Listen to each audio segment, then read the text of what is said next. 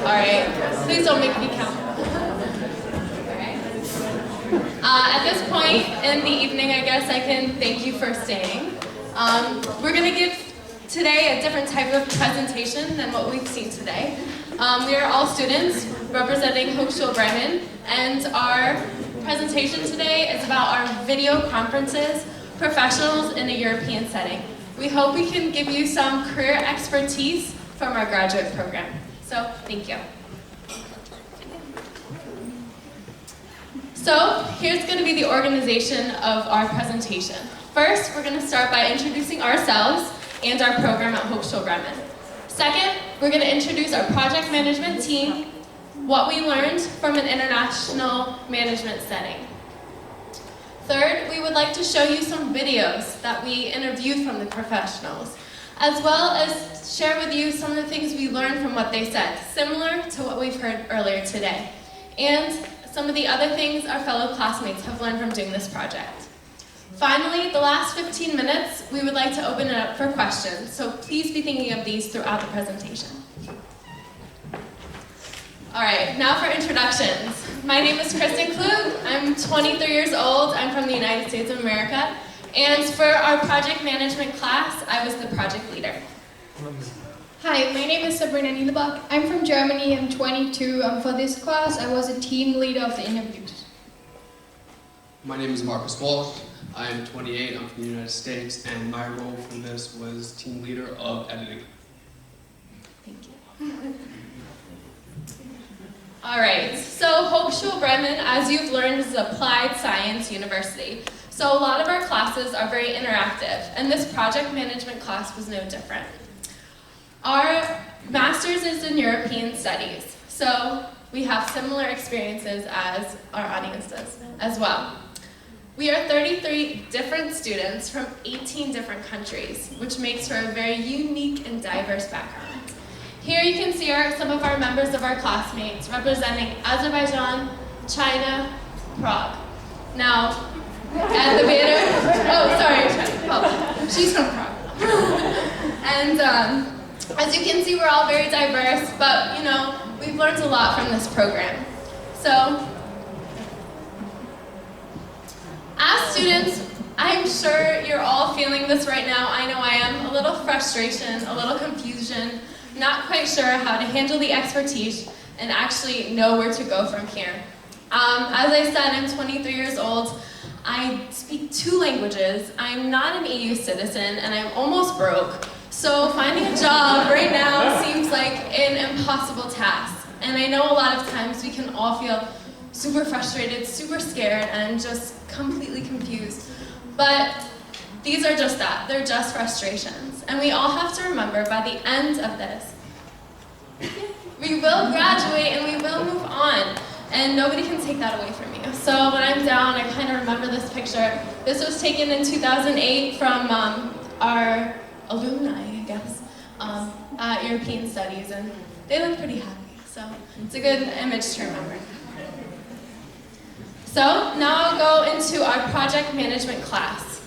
Now, this beautiful map of our faces represents the different countries where we come from. United States, Nicaragua, Spain, Italy, Germany, Greece, Azerbaijan, and China.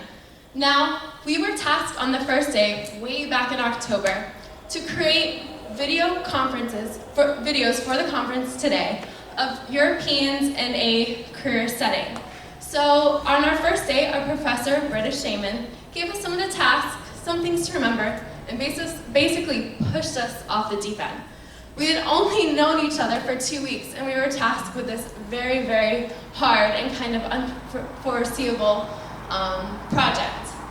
But we had to work together, and that was a really important thing to learn throughout this presentation. Now, my expectation as project leader, which I unknowingly volunteered for at the beginning, was kind of like this, which is the United Nations. I expected it to be organized and timely, and everybody kind of knowing what to expect, and this is what my expectation for multicultural studies was. But the reality It was really kind of something like this. Now, these are my fellow classmates, and this was our first night in Brussels, where we really bonded with each other. And what I learned from this experience in our project management class was empathy. To empathize with your neighbors, empathize with your teammates, and empathize with your classmates. And although my expectations were often challenged, I learned more than I could really recognize to say, and I think this really explains it all. So my biggest advice when doing the career and looking into European context is always to empathize. And I think with that, you can always have a successful project. So after identifying our first task of task leaders, we were tasked with trying to figure out the equipment, which I'm not sure if you saw earlier. Still some skills that need to be applied, but we were able to master the camera, and as you can see, we're all trying to figure out how to do this. I think this was our third week. Yeah, but we were successful in managing that. Now my colleague Sabrina will continue with our other tasks and projects.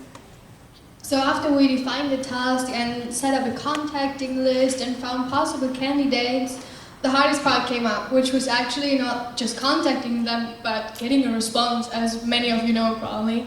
And yeah, setting up a date. Because, yeah, busy people everywhere. And at the end of our process, we came up with a list of 80 people, from which we interviewed actually 17. So in order to make it go smooth and that everything goes well, we made a checklist for the interviews, looking like this. So with the preparation and what to bring on the interview day. Well, that was a nice idea in theory, but we learned from this project that a lot of stuff can go wrong. Especially with us taking the most of the interviews while we were in Brussels, we had a pretty busy schedule, like this, and squeezed in all the interview dates, which was a challenge already because some of them changed constantly, and we had little time in between to exchange the cameras and everything. So what we experienced was that some of the people had to go with half of the equipment, which means that I don't know what they used as a tripod at some point, but the camera was standing on something. And we also had situations where we found a place, we set up a date and we were there nearly on time, but then there was suddenly a wall in front of us. So what do you do as a professional? You crawl over that wall. And we had moments when there were phones ringing in the background. We had moments when, I don't know, the tape was full and we couldn't record the whole interview, which was kind of embarrassing as well. So we learned a lot from those interviews, and as we interviewed project managers, politicians, we interviewed advisors for the Parliament and Commission, interpreters, senators, professors. Yeah, and the result is a wide spectrum of jobs we can now relate to and show you. And you might ask yourself, well, what did you actually learn from that project? The answer is rather simple, quite a lot. I mean, we learned that, you need to be organized, you need to work in a team, and also, I think the essential part is what we're trying to answer with this conference, what we can do with a master degree in European Studies and how we can achieve it. So I think at that moment we should maybe introduce some of our interviewees to you. Well, not this one, but one of the professionals we interviewed, you can see her over there. She's a politician, Helga Trippel. She's a politician for the Green Party in Bremen and also representing in Brussels. And that's where we interviewed her. We got to know her via an excursion first in Bremen, so you can see networking, one skill which is really necessary. So I want to share some words with you, she said.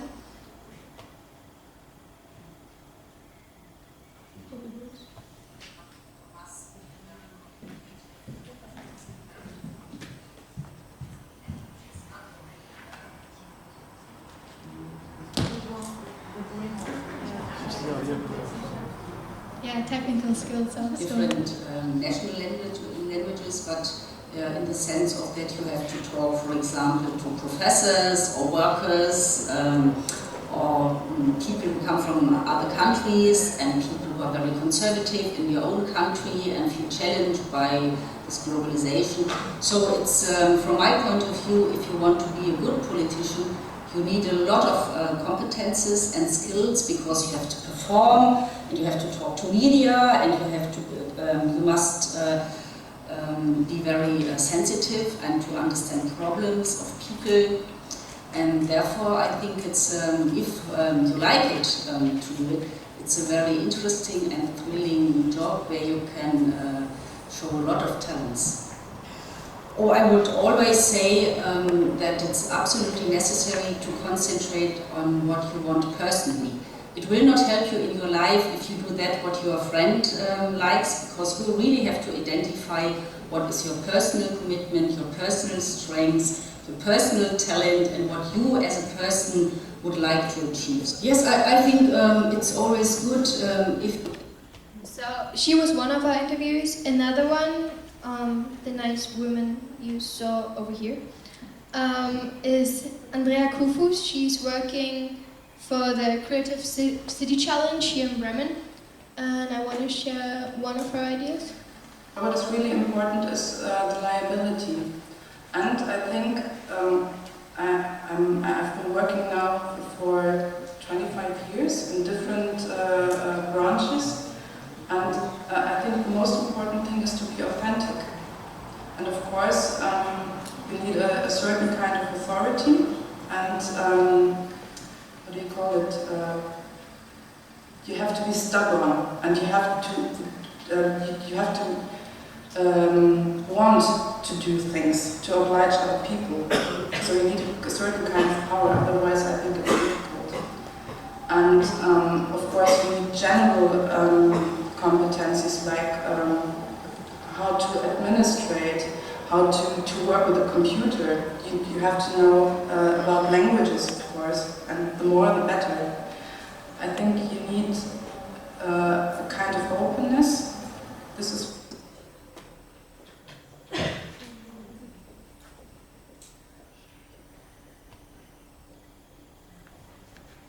So the last interview we will show is from actually a professor of ours, and he works for a senator, and he under the Division of Transportation and the Environment, and he works in Brussels in European affairs. And throughout the seminar that he taught, it was European funding. You know, he gave us a lot of real-world experiences, but I think the most important thing that he did give us in the end was the inspiration to move on and go forward. So we'd just like to share a little of his encouragement to joining the career force. Kind of skill as well. When I look at the question what kind of advice I could give, my answer is, first of all, be flexible. Don't depend on just one field. Don't put all eggs in one basket.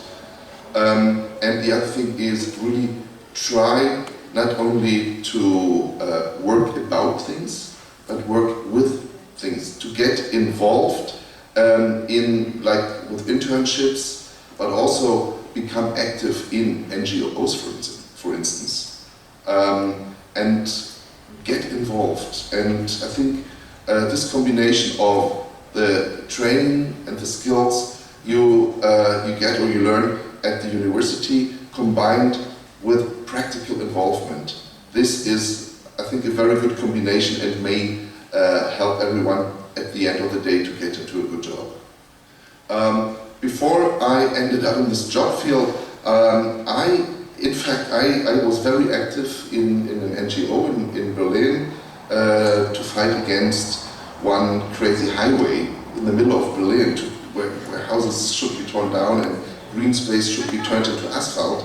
So that was a kind of training, and I learned more in that field than in university. And that kind of practical involvement is something that was good for me, and of course that made me what I am now also. At the end of the day, I would say also to non-EU students, try to get involved in NGOs, for instance. There are a lot of things, if someone is interested in that field, NGOs in the field of climate protection, of urban planning, of social activities, really to get involved in changing the society and make the world a better place. I think these are the things, and that's a task not only here in the EU, that's everywhere.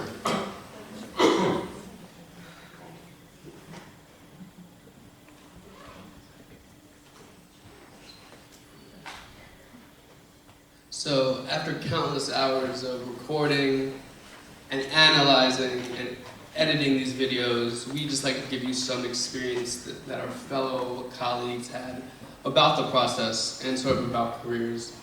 And Tamara from Spain says this: although it's never easy, the main thing you have to do is to focus in one particular objective and work hard to get it. Christina from Greece says, always be clear and honest about what career you want to follow. And do not be influenced by others. Expect from you. Be dynamic, be involved, and try to build a network. And Giuliano from Italy says, never give up.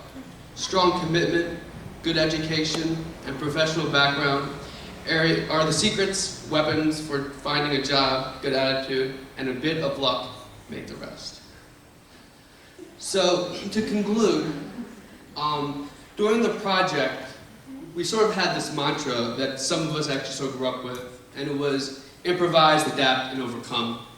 And improvise to challenges, adapt to situations, and with a little bit of luck, or maybe a lot of luck, you'll get it accomplished. And I think at times we needed a lot of luck, but at the end of the day, it worked out. And I'd like to just thank Sabrina and Kristen that morning in Brussels where we climbed across that wall at 7 o'clock in the morning. I'll always remember that experience. And thank you for taking charge, Sabrina. With the interviews, I think one key thing we learned is that all our paths are unique, and the career paths we're going to take are all going to be different. So we need to harness that, we need to take from that what we can, and we need to formulate our own path. And lastly, talking about this months later, we know that those obstacles are going to be in the way in the future, but we want to stay optimistic. We're going to stay optimistic, and we will get somewhere, sometime, someplace. We just would like to thank Dr. Blushka, Professor Lehman, and Professor Shaman for the opportunity, our colleagues for the experience, and thank you for listening.